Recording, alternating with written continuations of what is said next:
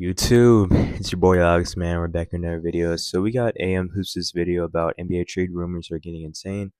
So I really just want to see where Jimmy's gonna go. I mean, if Zion gets traded or Zach LaVine gets traded, then I wouldn't really be that surprised, just because they're not really in the best situations. So I mean, your trade value would just be pretty important for teams to be able to want to get some valuable assets back for them. But really, I'm just interested to see where Jimmy's going to go and see if he's going to be able to be an X factor for a championship contender. So if you guys like today's video, make sure to like, subscribe, and let's get right into it, man. Everyone talks about Jimmy Butler. What about the dozens of other good players that could be traded soon? Why are we not talking about them? Lonzo Ball, Zach LaVine, Zion Williamson. Who is realistically getting these guys? Well, this chart shows how much salary each team has now. The more expensive, the harder it is. I'm not going to be shocked, but I would be surprised if Chicago wanted to trade Lonzo, just because he hasn't really been that healthy for them. So that would just be kind of weird to move him right now, considering like they haven't been able to see him at full potential. But yeah, it'll be interesting to see. The Warriors need a second scorer to take pressure off Steph Curry, someone to extend his window. Jimmy Butler is perfect. Shams just reported Suns and Dubs at the top of his list, Mavs and Rockets underneath. Jimmy Butler to the Warriors, bro, that makes the most sense. They got the most assets for him, and it just makes the most sense. So I don't know if Houston or Dallas is really going to be the top candidates to get him, but I'm just of the assumption that the Warriors are going to put all their cards on the table and just ultimately get him. So lose him for nothing, because the only team with max money is Brooklyn. Are the Nets going to pay 35-year-old Jimmy the max? No. So the Heat are like, yeah, go ahead and threaten to leave. There's nowhere for you to go. Yes, he could demand a sign and trade, but Miami would still get something there. But the Athletics, you guys think that the Lakers are going to get Jimmy? I don't know. At the trade deadline, I mean, if they had these draft picks, because I thought they gave away all their picks for Westbrook, so apparently they got more picks. So I guess, I mean, we'll see, but ever since they let go of that'll be interesting to see. And Alex Caruso, someone to defend and space for LeBron and AD, but it's not going to be just one trade. So the perfect deal, a two-pack. Lakers get Cam Johnson and Dorian Finney-Smith. The Nets get D'Lo, Austin Reeves, Max Christie, and the 2 firsts. The Nets did not get their 2025 pick back from Houston to win games, people. Get these vets out of here.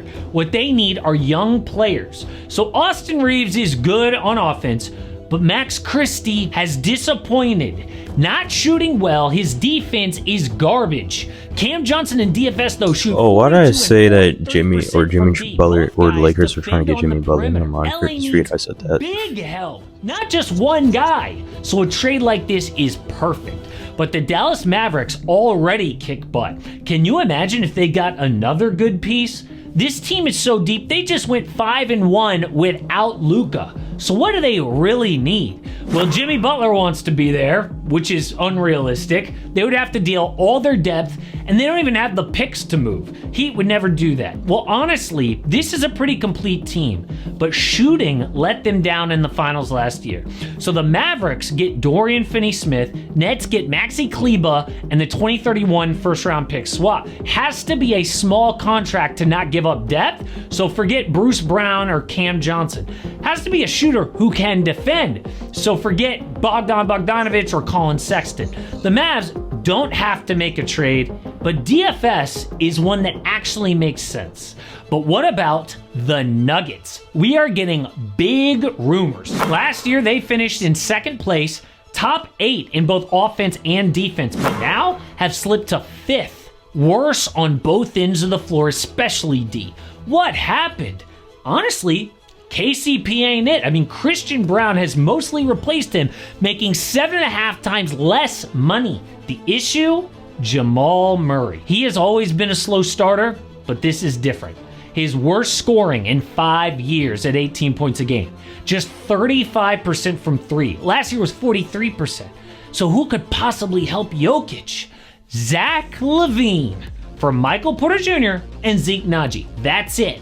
Where else are you going to get an all-star in his prime for that cheap?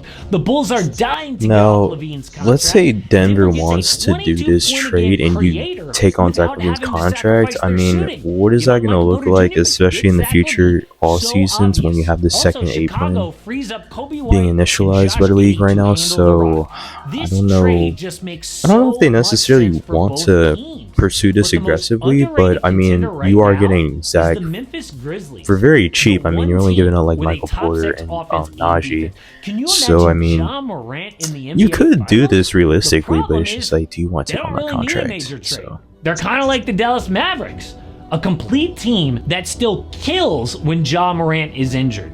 Some say Jimmy Butler, but that's unrealistic. So what is a smaller, legitimate deal? The Grizzlies get DeAndre Hunter, and the Hawks get Brandon Clark, Luke Kennard, and a first-round pick. Atlanta wants to get younger around Trey with Zachary Ricochet, Dyson Daniels, Jalen Johnson. So they flip DeAndre Hunter for basically a first-round pick. Hunter is a major defender who's scoring 20 points a game this year. Rumors say the Hawks are willing to move him. it's still So why sad not that get 3&D Chicago's help around now Ja trying to Morant? rebuild But we have got again. to Like, talk you about just huge players on the market. finished A major Derrick Chicago Rose era. report Now says you're trying to the Bulls rebuild are basically for a aggressively second time shopping now Zach because you're trying to get rid of Lonzo Zach Ball, LaVine, and Lonzo, and Nikola Vucevic. Vucevic. So Zoe is it's rough out here for limited Bulls minutes. fans. I will Can you say believe it's very one rough of out just here. 12 guys with 2 steals and a block per 36, and he leads all 12 of those guys in assists. Yes, he is an injury risk, but just 1 year left on his deal, so it's not too risky. But quietly, Vooch is having an amazing season. 21 points a game on 48% from 3 from a big man, that is elite. But the biggest blockbuster trade is in New Orleans. A great reporter, Mark Stein, says there are basically 3 untouchable Pelicans. Young Gems, Herb Jones, Yves Missi, and Trey Murphy. But notice who's not on that list. Brandon Ingram, CJ McCollum, and Zion Williamson. Yes, Zion is officially on the market. Luckily, his final 3 years are all non-guaranteed, which makes it easier for a team to take a chance. But what is Zion's trade value? The dude is overweight and always injured. I would say New Orleans wants cap relief for sure, and at least 2 first-round picks, maybe 3. So what teams would risk that? Well, because he's still just 24 years old, I think the Rockets, Nets, Jazz, Pistons, and maybe Hawks. So for example, the Nets get Zion for Ben Simmons and 3 first-round picks. Simmons is expiring, which immediately clears up New Orleans' books. This would also require a Brandon Ingram trade down the road, but Brooklyn would then sit Zion this year to get a high pick and build from there. The Pels also are tanking for a high pick, and they would reset around whoever they draft. Get Zion and Brandon Ingram out of there. Could be Cooper Flagg, Dylan Harper, Ace Bailey. Either way, I think Zion's days are over in New Orleans. It's just a matter of time before he is gone. Now remember, the deadline is Alright, February man, so that's 6th. gonna do it for A lot can today's happen video by between now AM and Hoops. then. That was a great video.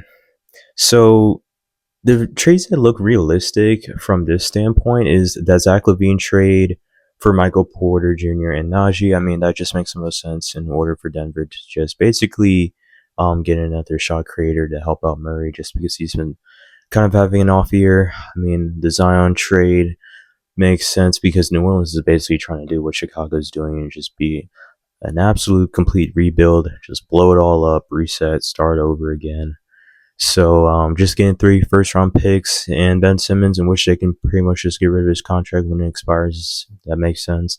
And just seeing where Dorian Finney-Smith goes. If he goes to Dallas, I mean, that would help them out in terms of just having another 3-and-D wing in order to help them out, especially come late playoff time. So that's gonna do it for today's video, you guys. Hopefully you guys enjoyed. If you guys like today's video, make sure to like and subscribe down below, and I'll see you in the next one.